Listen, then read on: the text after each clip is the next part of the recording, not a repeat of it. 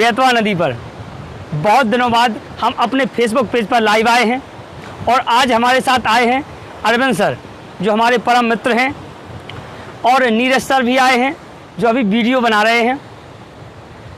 दोस्तों, सबसे पहले आज हम उन टीचर्स, उन गुरुओं को नमन करना चाहते हैं जिनकी वजह से, जिन्होंने आज हमें बोलने लायक बनाया। नमन करते हैं हम ऐसे शिक्षकों को जो अपने बारे में ना सोच करके दिन रात हम बच्चों के बारे में सोचते हैं और हमारा मार्गदर्शन करते हैं। और सबसे पहले मैं उन माता पिताओं का भी धन्यवाद करना चाहूँगा। उनका तो कर्जा हम पूरी ज़िंदगी भर में नहीं चुका सकते, जिन्होंने हमें मार्ग तो दिखाया ही है और हमारा मार्गदर्शन हमेशा करते रहते हैं। तो दोस्तों, आज हम लोग बेतवा नदी पर हैं और आप लोग देख ही रहे होंगे बेतवा नदी में पानी पूरी तरह से बह रहा है। बहुत अच्छे तरीके से देख रहे होंगे आप लोग। देखिए, चारों तरफ पानी ही पानी दिखाई दे रहा है और देखिए हम आप लोगों को इस साइड भी दिखाते हैं। चारों तरफ पानी ही पानी है, जहाँ देखो पानी। अब दोस्तों, कुछ रोजगार की बात करेंगे।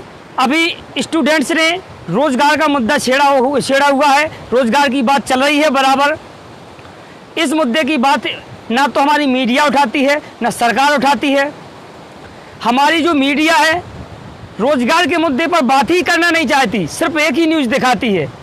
रिया ने आज लाल कलर के कपड़े पहने, आज सुशांत शर्मा ये हो गया, आज रिया घर अच्छी तरीके से पहुंच गई, आज वो बंगले में सोई थी। दिमाग खराब कर दिया इन मीडिया वालों ने। कहीं यार भारत पे आ जाते हैं, बोर्ड पूछता है भारत, पूछता है अरे जब हम लोग पूछ रहे हैं उस चीज़ का तुम लोग जवाब नहीं दे रहे हो, तो कौन पूछ रहा है तुमसे? पूछता है भारत। अकेले बैठे बोलते रहते पूछता है भारत। मैं थोड़ा समय अपने परम मित्र अरविंद साथी को भी कहना चाहूँगा कि इस मुद्दे पर वो आएँ और चर्चा करें। काफ़ी भड़ास इनके मन में लगी हुई है, लेकिन हम लोग लाइव नहीं हो पा रहे थे क्योंकि हमारे यहाँ नेटवर्क प्रॉब्लम बहुत ज़्यादा है, इसलिए हम लोग लाइव आने में थोड़ी दिक्कत हो रही थी। लेकिन आज हम अपने फेसबुक पेज पर लाइव हुए हैं। हम आपको मिलवाते हैं अरविंद सर से और इनकी बहुत बड़ी कोचिंग है, लेकिन ये भी बच्चों के मार्गदर्शन करने में लगातार लगे रहते हैं, लगातार जुड़े रहते हैं और काफ़ी अच्छा योगदान रहता है बच्चों का सिलेक्शन दिलाने में। चलिए हम बात करते हैं अरविंद सर से। लीजिए सर। राम राम जी सभी मेरे भाइयों को और सभी मेरे डियर स्टूडेंट को। जैसा कि आप सब जानते हो कि हमारे जो सोशल मीडिया पर चल क्या रहा है, तो हम आपको सभी को बता देते हैं कि आप कुछ भी करते रहो, हम कुछ भी करें, हम कितना भी संघर्ष करें, लेकिन हमारे साथ आज मीडिया 100% तरीके से बिल्कुल नहीं है। हम ऐसे कह सकते हैं कि मीडिया हमारा साथ देना ही नहीं चाहती, क्योंकि आज जो मुद्दा बना हुआ है मेरे हिसाब से, चाहे वो मीडिया हो चाहे कोई अन्य व्यक्ति हो जो मतलब सोशल मीडिया पर एक्टिव रहता हो, हर किसी को इसमें साथ देना चाहिए, क्योंकि ये एक व्यक्ति का मुद्दा नहीं है, ये पूरे देश का मुद्दा है, सारे युवाओं का मुद्दा है। आज हम सभी लोगों से एक बात पूछना चाहेंगे कि जो मीडिया वाले जो व्यक्ति होते हैं, जो मीडिया होती है, हम तो सीधी सी भाषा में ये कहेंगे कि अब मीडिया हमारे सब लोगों के लिए मर गई है। क्योंकि अगर हम बात करें, जैसा कि इन्होंने कहा था पूछता है भारत चिल्लाते रहते हैं, तो आज हम भी पूछते हैं, अरे पूछता है भारत, आप लोग अर्थव्यवस्था के बारे में क्यों नहीं बात करते? अरे पूछता है भारत, आप शिक्षा के मुद्दे पर क्यों नहीं बात करते? अरे पूछता है भारत कि आप जो गरीब किसान होते हैं उनके बारे में क्यों नहीं बोलते? हम सब इस बात को पूछते हैं आज, लेकिन आपके कान पर ना पहले जू रेंगी थी ना आज जू रेंगने वाली है। तुम लोगों का मतलब जो व्यक्तित्व है पूरी तरह से मर गया है। तुम लोगों के इंसान, जो अंदर इंसान है वो भी मर गया है। मैं आपसे यही कहना चाहूँगा कि अब बस मीडिया को छोड़ो, क्योंकि आपका पता नहीं होता है कब किसे आप बुला लेते हैं, किसे आप मंच दे देते हैं। मान लीजिए आपने पहले एक आतंकवादी भी बुलाए हैं अपने यहाँ, चाहे वो कोई भी आपका चैनल रहा हो, मैं उसकी बात नहीं करूँगा। बहुत सारे ऐसे चैनल हैं जो आतंकवादियों को बुलाते हैं, मंच देते हैं, बहुत अच्छी तरीके से स्वागत करते हैं, मानो ऐसा करते हैं कि जैसे उनके मीडिया पर कोई व्यक्ति ना आया हो। जैसे हम ऐसे कह सकते हैं कि आतंकवादी नहीं, उनको हीरो बनाते हैं मंच देकर। अभी रिया चक्रवर्ती का मुद्दा आप ले लीजिए। यहाँ पर अगर हम बात करें कि इन्होंने जो उन्हें इंटरव्यू लिया था, क्या इंटरव्यू पूछा था भाई? कुछ नहीं, सिर्फ उसका साथ देने के लिए। हम भी जानते हैं, अगर आपने इंटरव्यू सुना हो तो हम ऐसे कह सकते हैं भाई कि अब हमारे साथ मीडिया बिल्कुल नहीं है। गए पुराने समय जब मीडिया हमारे पास होती थी, हमारा साथ देने के लिए होती थी।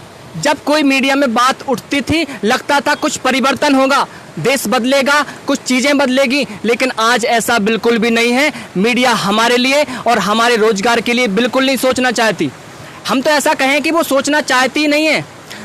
अब हम ऐसे भी कह सकते हैं कि जो मीडिया है और सरकार है एक हो गई है।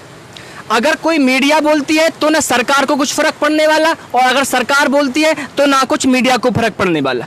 दोस्तों, हम तो यही कहेंगे कि अब मुद्दा हमारा है और लड़ना भी हमें है। तो आप सब कमर कस के तैयार हो जाइए, क्योंकि अगर आज हम नहीं लड़े तो हम लोग बहुत पछताएंगे। आज मुद्दा गरमाया हुआ है तो ठंडा नहीं होने देंगे, हम सब मिलकर साथ देंगे। हम एक और एग्जाम्पल के लिए आपसे बात करते हैं कि आप बात करिए, अगर एमपी की बात करें तो ना तो एमपी की सरकार ना तो यूपी की सरकार सारी की सारी निकम्मी है। हम आज ये भी बोलेंगे, हम सरकार के सपोर्ट में थे, 100% सपोर्ट में थे। हम मोदी भक्त कल थे, मोदी भक्त आज हैं। लेकिन आज क्या दिक्कत है कि आज चीजें हमारे फेवर में नहीं है। हमने जिस कारण के लिए, जिस तरीके लिए मोदी को चूज किया था, अब मोदी उस हिसाब से हमारे हिसाब से काम नहीं कर रहे हैं। अरे हम तो ये जानना चाहते हैं कि जो युवा हैं, आप देश को नंबर 1 बनाना चाहते हो। अरे राफेल लाने से हमारा देश नंबर 1 नहीं बनेगा माननीय जी। हमारा देश नंबर 1 बनेगा तब जब आप हर एक युवाओं को नंबर 1 बनाएंगे। ऐसा तब होगा जब आप हर युवाओं के बारे में सोचेंगे, उनके बेरोजगारी के बारे में सोचेंगे। तो आपसे हमारी यही गुजारिश है कि आप युवाओं के बारे में सोचिए, युवाओं के बारे में ध्यान दीजिए, क्योंकि अगर युवा नंबर 1 बनेगा, युवा बेरोजगार जब तक रहेगा, जब तक आपका देश नंबर 1 ना तो बना था ना कभी बन पाएगा। तो आपसे यही गुजारिश है कि आप कुछ बदलने का सोचिए, ऐसे मत शांत बैठिए, क्योंकि आज अगर आप कुछ नहीं बोले, अगर आज आप जिस तरह से कुछ नहीं बोलते हैं, जैसे हमने आपको बनाया है, उस तरह हम आपको गिरा भी सकते हैं। इस बात का आप जरूर ध्यान दीजिएगा। माननीय जी, हम तो ये भी कहना चाहते हैं कि चाहे यूपी की सरकार हो, चाहे एमपी की सरकार हो, एमपी की आज बात कर लेते हैं। एमपी में 12 सालों से 38 शिक्षक की भर्ती का जो माहौल है चल रहा है, और इस साल उसने थोड़ी सी जोर पकड़ा है। अरे 38 शिक्षक अपना हक मांग रहे हैं। वो इस बात को लेकर चाहते हैं कि हमें सुनिश्चित किया जाए, हमें निश्चित किया जाए, लेकिन आप 12 सालों से उनकी बातों को नकारते आ रहे हो। अरे ऐसे नहीं चलेगा माननीय जी, आपको फैसला लेना होगा, आपको फैसला लेना होगा। अगर आज आपने फैसला नहीं लिया तो हम आपकी सरकार को गिरा देंगे, और ये चीज़ें हमारे फेवर में हैं, और हम सब भारतीय युवा इस बात को अच्छे से जानते हो। बिल्कुल सर, बिल्कुल सर, क्योंकि हम लोग जानते हैं कि युवा का मतलब अगर उल्टा ही कर दो तो क्या होता है, वायु। और वायु ने जिस दिन चक्रवात का रूप ले लिया तो समझ लीजिए ये मीडिया क्या चीज़ है। जब हम लोग उठा सकते हैं तो गिरा भी सकते हैं। ये मीडिया वाले इतने निकम्मे हो गए हैं कि इनके लिए बोलना, तो इनका नाम लेना ही हमें बहुत बदतर लगता है। ये समझ लीजिए कि इन मीडिया वालों ने पता नहीं क्या खा के आते हैं, इतने निकम्मे हो गए हैं कि दिन भर एक ही खबर दिखाएंगे, रिया जो भी हो वही चीज़ दिखाते रहेंगे। लेकिन आज हम लोगों को साथ में आना होगा, सभी लोगों को साथ में आना होगा, और हमें दिखाना होगा सरकार को कि आज हम लोगों ने जो रोज़गार का मुद्दा उठाया है। देखिए हमने जो पिछला जो ट्वीट हुआ था उस पर देखिए एसएससी का रिजल्ट उन्हें देना पड़ा, लेकिन हमें पीछे नहीं हटना है। हमें जब तक एनटीपीसी रेलवे की ग्रुप डी की हमें जब तक डेट पता नहीं चल जाती, जब तक आप क्लियर नहीं करेंगे कि हर भर्ती को जब तक क्लियर नहीं करेंगे, तब तक हम लोग लगे रहेंगे। और साथियों, हम आप लोगों का साथ चाहेंगे। ये एक अकेले मेरी लड़ाई नहीं है, ये हम सबकी लड़ाई है। हम सबको साथ में लड़ना है, क्योंकि मीडिया तो हमारा साथ दे नहीं रहा है। जैसे ही हम लोग ट्विटर पर भी ट्वीट कर रहे हैं तो 3 मिलियन से ज़्यादा ट्वीट हो चुके हैं, अभी भी नंबर 1 पर नहीं पहुंचा है। बताइए क्या इसमें जो आईटी सेल वाले हैं, या तो ये वाले कुछ ना कुछ कर रहे हैं, या फिर हमारी सरकार ने कुछ ना कुछ करवाया है? फिर क्या कारण है जो इससे कम ट्वीट है वो ट्रेंड पे चल रहा है, नंबर 1 पे चल रहा है, लेकिन हमारा जो हमारा आरआरबी एग्जाम डेट्स वाला हैशटैग है वो नंबर 1 पे नहीं चल रहा है, जबकि 3 मिलियन से ज़्यादा ट्वीट हो चुके हैं। ट्वीट और रीट्वीट लगातार बच्चे चिल्ला रहे हैं। आपने जो मीडिया वाले हैं, अब तो मीडिया वाले इतने निकम्मे हो गए कि इन लोगों ने तो क्या हटा दिया पता है तुम्हें? इन्होंने तो लाइक और अनलाइक का बटन ही हटा दिया है। बताइए, अगर तुम क्या चाहते हो, क्या सोच रहे हो? लाइक अनलाइक के बटन हटाने से तो हम लोगों की नज़रों से बच जाओगे? अरे नहीं बच पाओगे।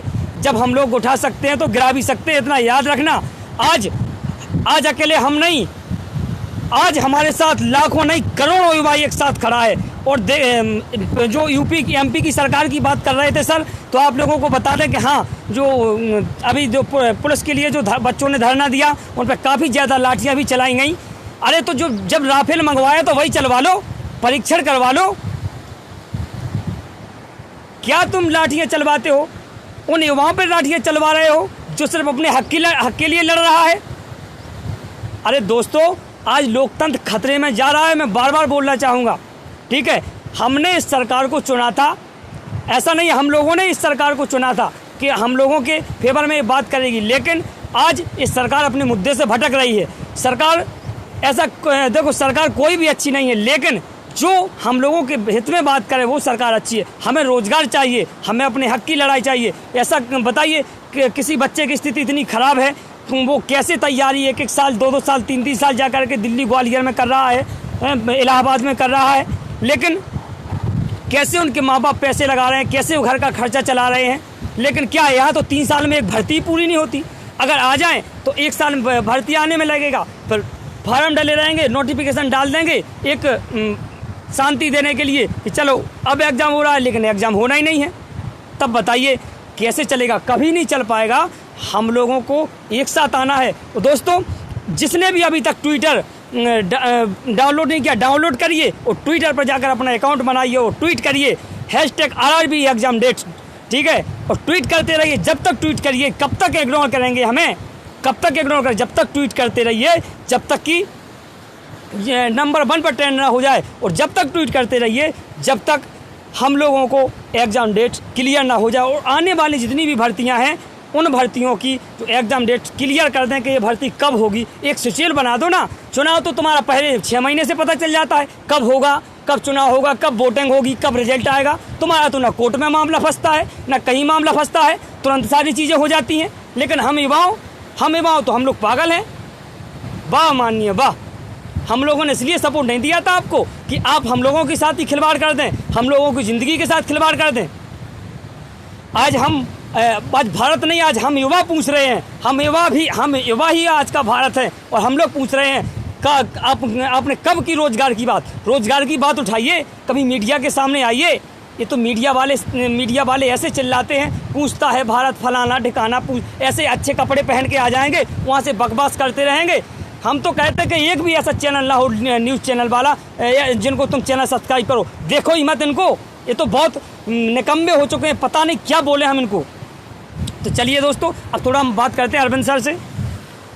जैसा कि आप सब जानते हो, जो आरआरबी, हम अब ग्रुप डी की बात कर लेते हैं। ग्रुप डी के लिए आपने 500 रुपये पेमेंट किए थे और हमसे कहा गया था कि जी आपके 400 रुपये, आपकी परीक्षा जैसे ही आपका एग्ज़ाम होगा, आपके एग्ज़ाम के बाद 400 रुपये आपको वापस कर दिए जाएंगे, सबसे ठीक रहेंगे। अरे अगर हम ऐड कर दें सारे पैसों को तो बहुत ज़्यादा संख्या में वो पैसे हो जाएंगे और इन पैसों से एक वो वेंडर डिसाइड नहीं कर पा रहे हैं, एक छोटा सा वेंडर डिसाइड नहीं कर पा रहे हैं। तो आप समझ सकते हो कितने बड़े लेवल में धांधली हो रही है। तो आप सब सपोर्ट में आइए, आगे आइए। हम सबका यही एक हमारी गुजारिश है आपसे कि आप आगे आइए। अगर आप आज आगे आ जाएंगे, चीज़ें हमारे फेवर में हो जाएंगी, हम सब कुछ कर सकते हैं। आज हमारे पास बहुत सारे बच्चे हैं, आज हमारे पास मतलब सारे एकत्रित सब कुछ हमारे पास है। आज बड़े बड़े टीचर हमारा सपोर्ट कर रहे हैं, आज सब लोग हमारा सपोर्ट कर रहे हैं। आप भी मत बैठिए, आप खड़े होइए और आगे आइए। जरूरी आना पड़ेगा। अगर आज आप लोग नहीं आए तो अपने हक की लड़ाई आप लोग कभी नहीं लड़ पाएंगे,